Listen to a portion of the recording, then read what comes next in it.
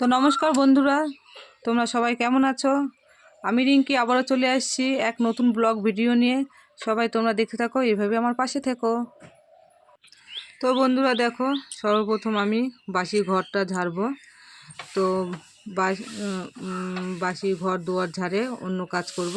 তো দেখো মাটির বাড়ি কেমন ধুলা উঠছে।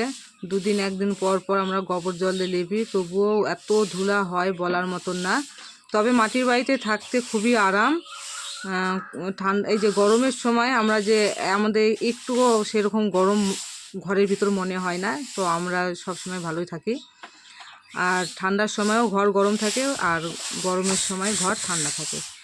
তো তোমরা কে কোথা থেকে ভিডিওটা দেখছো অবশ্যই দেখবে, কমেন্ট করবে, আর ভালো থাকবে অবশ্যই এই গরমে। তো বাসি ঘর দুয়ার ঝাড়ঝাটা দিয়ে সম্পূর্ণ ওদিকে কাজ সেরে তো এখন চলে আসলাম গোয়াল ঘরে তালা খুলতে। তো দেখো এই যে গোয়ালের তালা খুলছি, এক হাতে খুলতেই পারছি না, এক হাতে মোবাইল আছে। তাই বাড়িতে সেরকম কেউ নেই মোবাইল ধরে দেওয়ার জন্য, মতন আমাকেই সব করতে হয়। এই যে আমার লক্ষ্মী সোনা মা উঠে গেছে ঘুম থেকে। তো এখন এদেরকে সব কিছু পরিষ্কার করব। মুরগি দেখো বের হচ্ছে।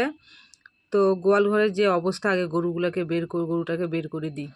তো গরু টরু সব বের করে প্রথমে যে ছাগলটাকে ধরে আছি, ওর বাচ্চাকে দুধ খাওয়াচ্ছেন। ধরে না থাকলে ও বাচ্চাকে দুধ দেয় না, সেই জন্য ধরে থাকতে হয়, শুধু ছটপট করে। আর বাচ্চাদের দুধ না খাওয়ালে শক্তিশালীও হবে না, অসুখ থাকবে বারো। তো এই যে ওর বাচ্চাকে দুধ খাওয়ানোর পরে ওর সঙ্গে একটু বলছিলাম বল হাই, এখানে বলো, সবাইকে বলে দাও, এখানে বলো। তো ওর সঙ্গে একটু খেলা করছিলাম, মজা করছিলাম। তারপরে ভালো আছো তোমরা? তো আমাকে এই সব বাচ্চাদেরকে নিয়ে বসে থাকতে খেলতে খুবই ভালো লাগে। তোমাদের কেমন লাগে অবশ্যই।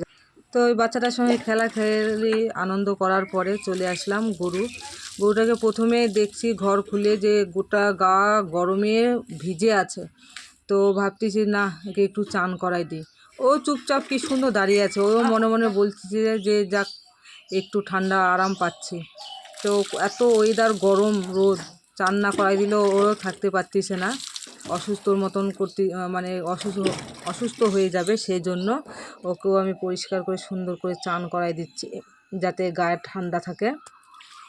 দেখো মানুষের গরম লাগলে মানুষ তো সবসময় ফ্যানের তলায় বসে থাকতেছে, কিন্তু যে এরা তো কথা বলতে পারে না, না এদেরকে আমাদেরকে দেখতে হবে। তো ওকে চান করানোর পর চলে আসলাম গোয়াল ঘরে। চান করায় ওকে আমি রেখে আসছি মাঠে। তো গোয়াল ঘরে এসে দেখো যে সবচেয়ে প্রথম আমি গোবরগুলো পরিষ্কার করছি। তো গোবর পরিষ্কার করব, ঝাঁটা দিব। গোয়ালের প্রচুর কাজ, নোংরা হয়ে আছে। ওরা একটু রাতেই থাকে, তাও দেখো কত নোংরা করে রাখছে। এই যে গোবরগুলো বাইরে নিয়ে যাচ্ছি দেখো। তো গোবর টবর বের করে গোয়াল টোয়াল সম্পূর্ণ ঝাঁটা দিয়ে যে গোবর নিয়ে বসছি। তো ভাবছি এখন তো খুব চড়ারো, তো একটু গুলি করে গাছে ঘুঁটা দিয়ে দিই, তাহলে জ্বালানির কাজে ভালো হবে।